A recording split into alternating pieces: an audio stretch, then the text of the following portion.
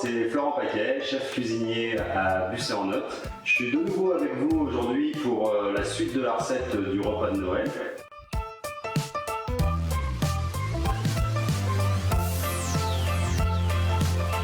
On commence par faire les pommes confites. Donc je les épluche. On va les mettre au four à 140 degrés pendant une demi-heure avec du miel et du beurre.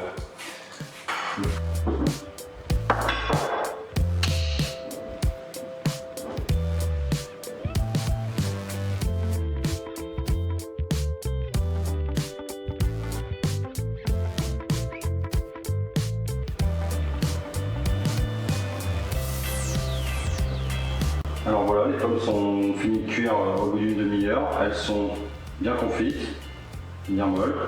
On les réserve en attendant de faire la suite de la recette. Alors maintenant on attaque la nougatine. Donc pour ça je pèse en premier les fruits secs. Il me faut 110 g pour la recette. Je vais faire moitié-moitié entre noix et noisettes. Vous pouvez mettre des amandes, vous pouvez mettre des pistaches. Après c'est selon ce que vous avez de disponible sous la main. Mais l'ensemble, on va le mettre au four pendant qu'on va cuire le caramel à 150 degrés. Pareil, four pas très chaud, il faut le mettre en même temps que les pommes confites. Alors pendant que vos fruits secs sont au four, je pèse 125 g de sucre qu'on va faire caraméliser. Donc là, il faut rester devant pour éviter que ça brûle. Et quand ça sera une belle couleur blonde, on va pouvoir ajouter les fruits secs directement dans le sucre cuit pour pouvoir faire un caramel et une nougatine après par la suite. Donc troisième étape de la recette, je vais monter ma crème fraîche au batteur. Il m'en faut 500 g pour la recette. Et quand elle sera finie, on va pouvoir la réserver au frigo. Et on va monter des blancs en neige. Alors j'ai sorti mes fruits secs du four. On les a mis au four pour ne pas faire de choc thermique avec le caramel, sinon ça ne marcherait pas. Donc là, on les met tout de suite en sortant du four dans le caramel. On mélange bien. Et avant que ça refroidisse de trop, on va les réétaler sur la feuille de papier sulfurisé pour pouvoir refaire refroidir l'ensemble. Alors faites très attention, c'est très très chaud, c'est à peu près 160 degrés. Donc c'est pas agréable quand on se rend. Ça refroidit très vite en même temps, ça colle, donc c'est vraiment assez délicat à manipuler. Pas hésiter à l'étaler pour pouvoir refroidir plus vite. On en a besoin sous forme dure. Il faut vraiment que ça soit dur dans la recette pour pouvoir l'importer.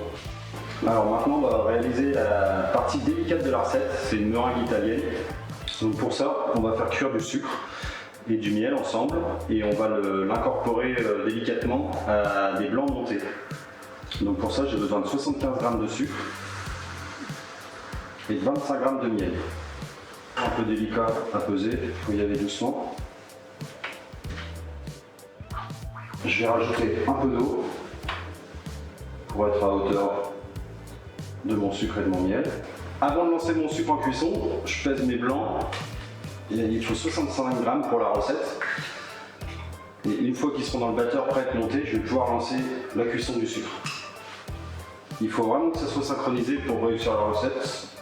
Donc c'est vraiment le petit moment délicat de la recette. Alors maintenant, on va lancer notre sucre et notre miel en cuisson, donc à feu assez vif. Et en même temps, on va lancer doucement les blancs en neige.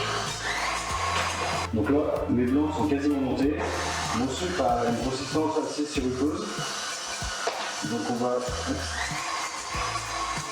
aller moyennement en vitesse avec les blancs et on va verser le sucre dedans en filet.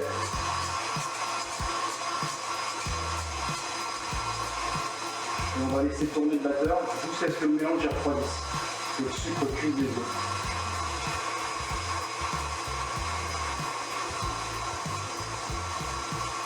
Alors j'ai récupéré ma nougatine qui est bien froide. Maintenant je vais la concasser en petits morceaux. Alors si vraiment c'est épais et très dur, vous pouvez la casser au rouleau à pâtisserie.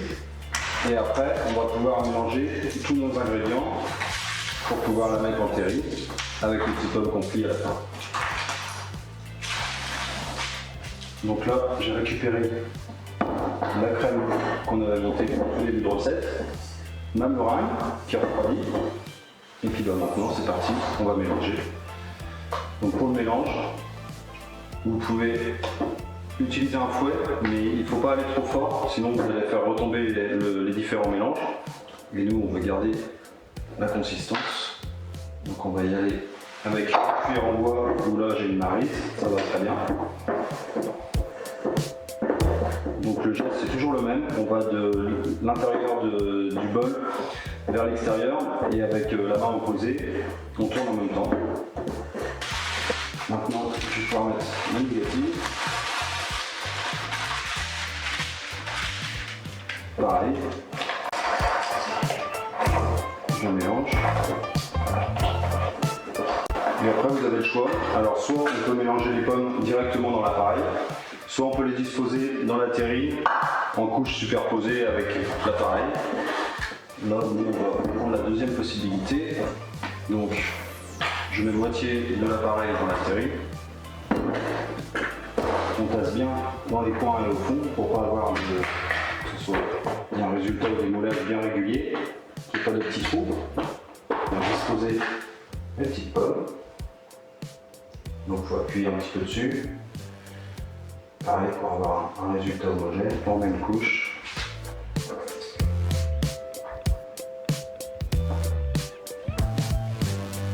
Je ne vais pas remplir avec les toutes petites dernières pommes qui restent. On finit avec le reste de l'appareil. Vous pouvez venir lisser. Pareil pour avoir un résultat régulier. Pour éviter les petites bulles d'air, vous pouvez tapoter.